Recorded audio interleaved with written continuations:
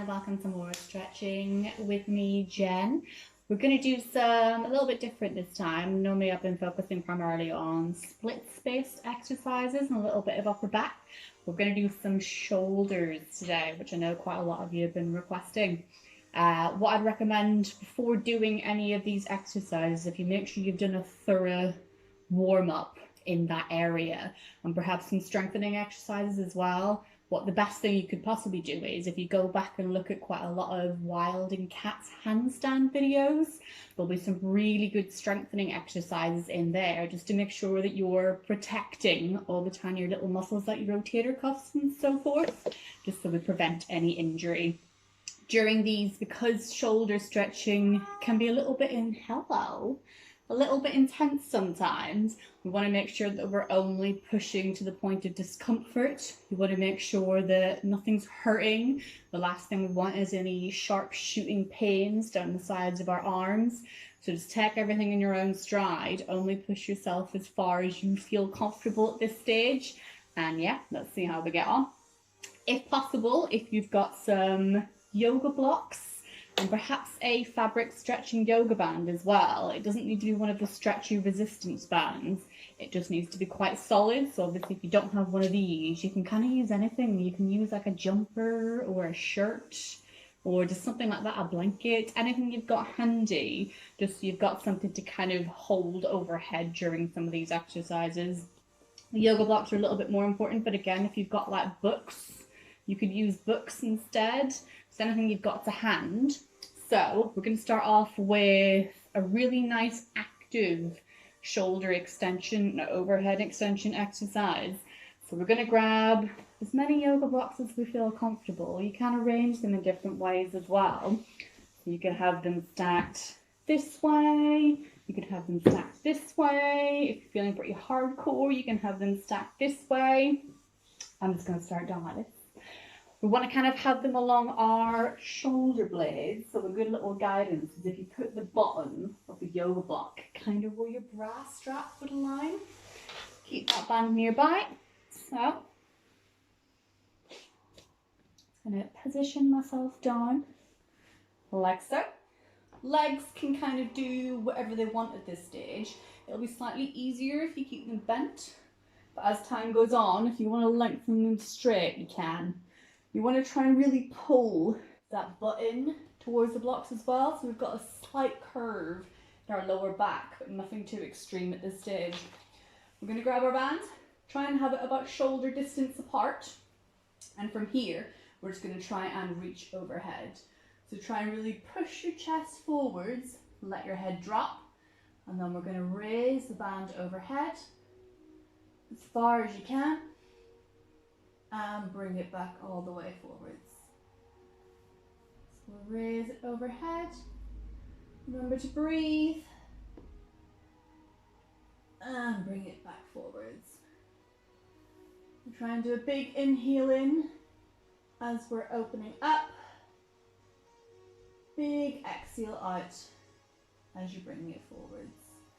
And we'll try and do 10 of these all together. You might perhaps find that you get a little bit closer to the floor with each rep that you do.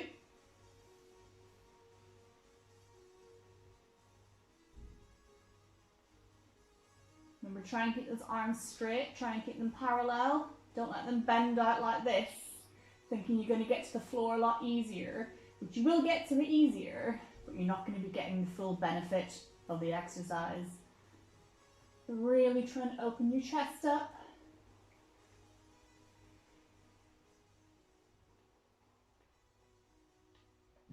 And once you've done 10, you can slowly come up. Next exercise, we're going to work on slug pose / puppy pose. Kind of got slightly different names depending on who you speak to. What we're going to do is, again, we're going to grab both yoga blocks. The aim obviously is to try and get chest to the floor, which some of you may be able to do without the yoga blocks, but we're going to try and use them. So if you still feel like there's quite a big gap between your chest and the floor, that's not a problem at this stage. We're just trying to use those yoga blocks to try and get a little bit deeper in. So we're going to place them. Again, arms about shoulder distance apart. This is how you want to place your blocks, as your hands are going to go planted on those. What you don't want to do is kind of have fingertips at the end, so that hand is curving around the side, because if you think about that, then your arms is going to kind of be parallel to the floor already. So what we want to do is try and keep it raised up. This isn't really going to benefit you in any way. This is, you can even place that full palm and wrist on, just to ensure that you're definitely not slipping it back down. So hands on. I'm going to come to an all fours position. We want to try and make sure, much like a cow pose, that we're starting to stick that bum backwards, ideally. And if you've got a mirror, a partner, just to kind of check you, you want to make sure that your hips kind of step over your knees. So we don't want to come all the way forwards like this. We don't want to sit all the way back like this. We want to try and keep it stacked. So from here, we're going to try and lower ourselves down, but we're trying to go chest to floor, and we're just going to stay there. If you need to drop your head forwards, you can do, but ideally what you want to try and do is look forwards the whole time. We can try and take deep breaths in as you exhale. See if you can gently sink your chest a little bit further down. You want to make sure that you're trying to bring armpits, like they're trying to drive forwards down to the floor.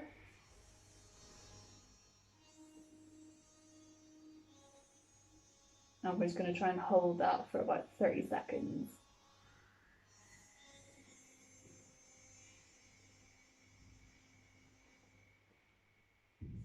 Try and keep the arms straight. Again, try not to let them break diamond out to the sides like this. If that's happening, you ideally want to try and just regress it back a little bit. You're better off sticking to this kind of position, if that's good for your shoulders, than bringing it down lower into that diamond position, because that's just going to put too much pressure and too much weight down. So you want to try and keep it strong. Next, similar but different, rather than bringing your arms out in front, we're going to start to see if we can think about popping our elbows onto the blocks instead. So this might be a little bit more intense, but again, just take it to wherever feels mildly uncomfortable for you. The blocks down a little bit closer. Elbows go down the blocks. Push your feet back if you need to. Again, you're trying to sink, chest down, and if you can, and just bring your head forwards. Hands kind of packed in a prayer or gun position behind you, and then just let those armpits sink down. You should try to feel this on your lats and your scapula kind of area as well, which may be one of the things that are holding you back, keeping your shoulders tight. Again, deep breaths in, deep breaths out, holding for around 30 seconds or so.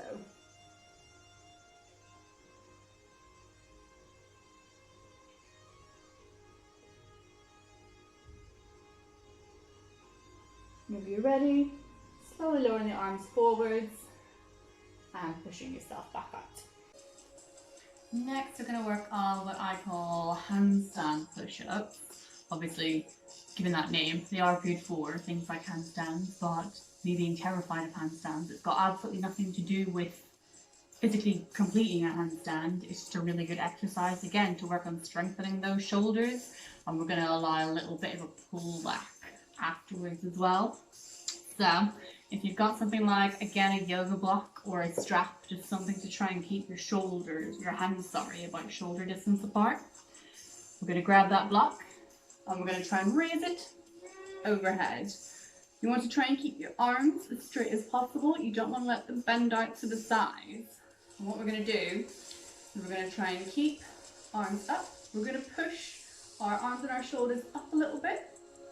We're going to push them up even further, so you've got those biceps all the way by your ears, and you're going to drop it all the way down.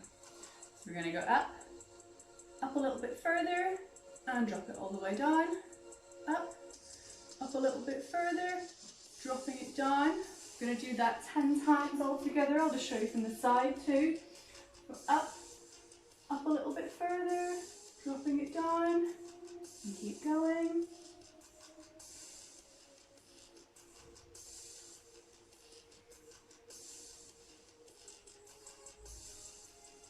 Once you've done your 10, you can just slowly let your arms come forwards and relax them. Give your shoulders and little rolls back. The variation we're going to do next is we're going to try and isolate the pull back from those shoulders. So it's going to try and really open your chest up. You want to try and not arch your spine. You want the movement to come solely from that shoulder area. So we're doing exactly the same thing again when we go up again, and we're going to try and pull back from there. You want to try and still keep those arms straight. You don't want to let them bend out to the sides, thinking you're going to get further. It's better to stay straighter, but not go as far back. You might feel a little bit pigeony from this one as well. You might feel like your face is jutting forwards.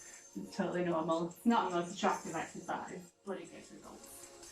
So, we go up again. We're trying to pull back just from the shoulders, bring it back to the center, and drop it down. So we go up again, pull back just from the shoulders, back to the center, and drop it down. Again, you would try and complete 10 of those all together.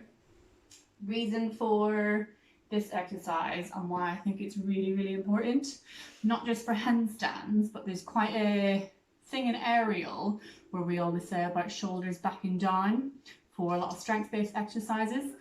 Things specifically such as bridges, we want those arms all the way by your ears.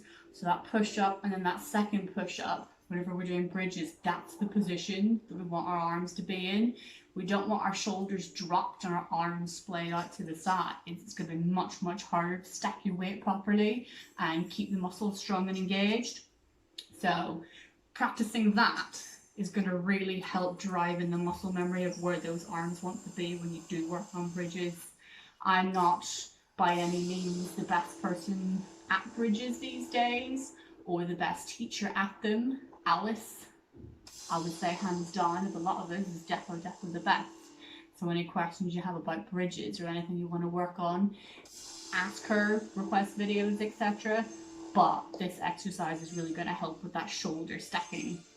So I hope those exercises all help. Any questions again, let me know in the comments and I will see you guys soon.